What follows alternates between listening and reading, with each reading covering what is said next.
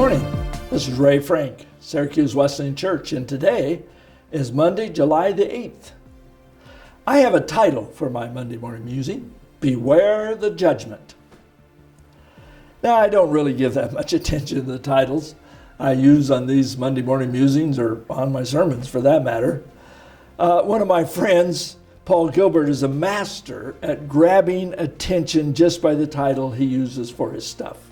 I still remember looking at a sermon he did like 40 years ago, and I don't really remember much of what the sermon said, but the title I still remember. It is Bored Again Christians. B-O-R-E-D, Bored Again.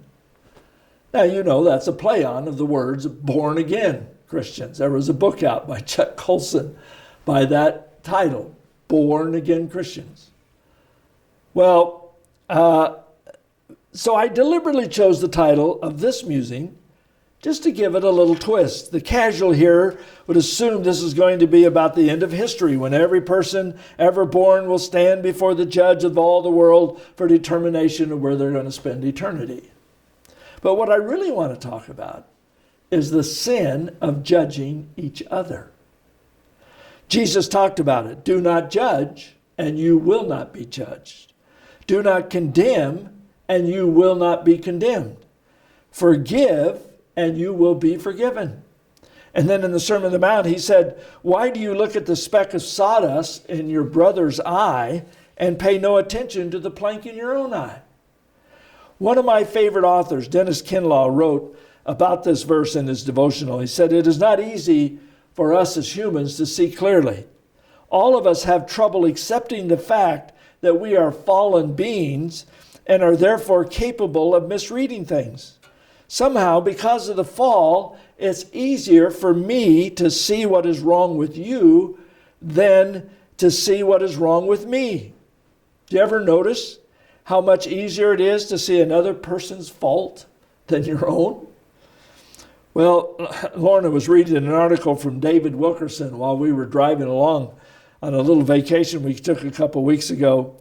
And in that article, he suggested that we should not be judging each other because in our fallen human condition, we can never know all the facts. He used a phrase that I hope will stay with me for a long time. He said, there is always one more fact about the matter that we do not know. I am grieved over how many times I have rushed to judgment on someone only later to find out that something that totally changed the perspective. I am convinced that one of the reasons God desires for every one of us to be intimately involved in the body of believers as brothers and sisters is that it is there in that body that we are most able to understand how hurtful it is to be judging and to be critical of someone else's wrongdoings or judge them of having wrong motives. It is in the Christian family setting that we learn to love each other and come to grieve over how our criticisms wound and hurt each other. We can also receive loving counsel from others who may be able to help us become more aware of the planks in our own eyes. Dennis Kinlaw concluded that devotional reading by asking, why can we not come to each other and say, help me, save me from myself? We need to give thanks for each other. I need you, and I need you to help save me from me.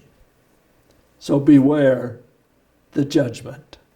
Do you have a pull the plank from the eye kind of friend who's honest enough with you to let you know that there is something that you're not seeing about you that needs God's correction and direction? Are you a plank pulling out of the eye kind of friend to someone? Well, I hope that's your experience this week. God bless you. Have a great week.